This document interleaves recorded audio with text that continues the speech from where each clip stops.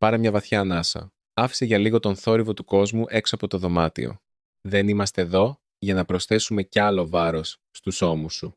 Είμαστε εδώ για να βρούμε μαζί τη γαλήνη που κρύβεται μέσα στην απόλυτη ακρίβεια. Η μέθοδος που σου προτείνω δεν είναι μία μάχη ενάντια στον χρόνο, αλλά μία συνειδητή επιστροφή στα θεμέλια. Κράτησε μόνο εκείνο το 20% των δράσεών σου που σε κάνει να νιώθεις πλήρης. Όλα τα υπόλοιπα. Άφησέ τα να φύγουν ευγενικά. Εμπιστεύσου τη διαδικασία. Δεν χρειάζεται να τρέχεις για να φτάσεις. Χρειάζεται μόνο να βαδίζεις με καθαρή πρόθεση.